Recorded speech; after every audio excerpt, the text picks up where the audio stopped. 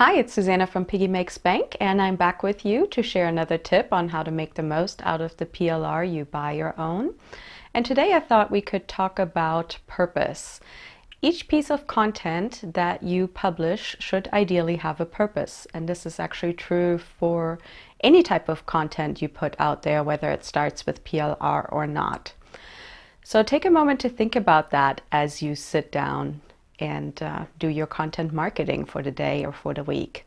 Because I don't know about you, but I tend to fall into a trap of making a to-do list and then just going through the motions to get the stuff done. So if publishing a blog post and 3 social media posts is on my to-do list, if I'm busy, I have a lot of other things to think about, it's tempting to just go through the motions, get it done, just so I can check it off and move on.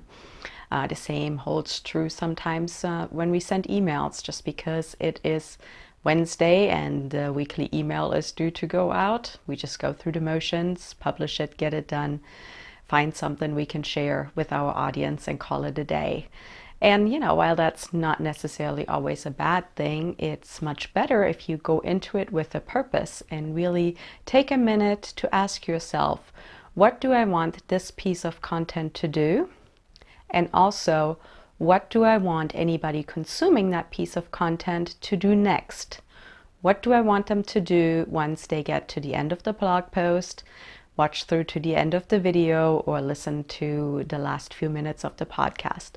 What do I want them to do next? When you do that, it makes it very easy to come up with a call to action with basically a direction on what you want them to do. After you finish watching this video, please like and subscribe. What do you think about this article? Leave me a comment and tell me what you think. If it's an email, hit reply and share with me another tip you have on this topic, that kind of thing. Or maybe the purpose is to get them to click a link, to subscribe to a newsletter, to subscribe to your channel, to get on your email list, or to purchase a product. That could be either your product or something you're an affiliate for.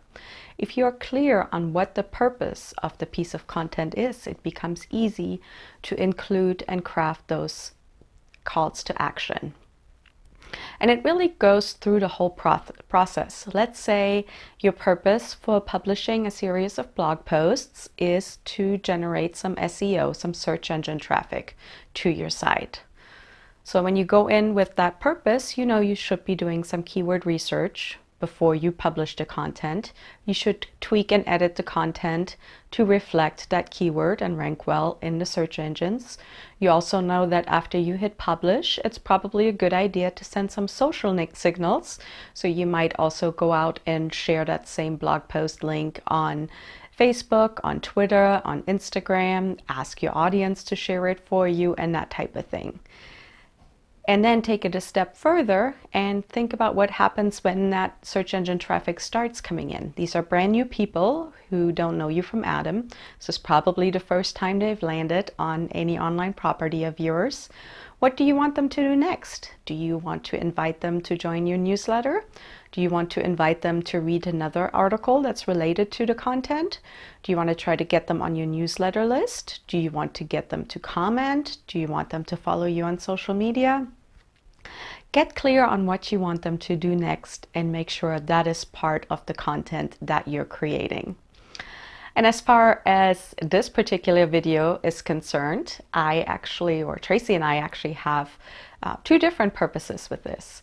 The first, and the reason we originally created this video series, was just as a way to give back and say thank you to our audience, to our customer base.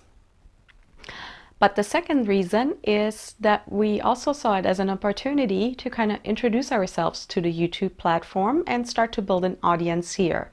So if you found us that way, or really in either case, I would like to invite you to subscribe to our channel. And if you could give this video a thumbs up, I'd very much appreciate it. That's it from me, and I'll be back with another video tip for you shortly.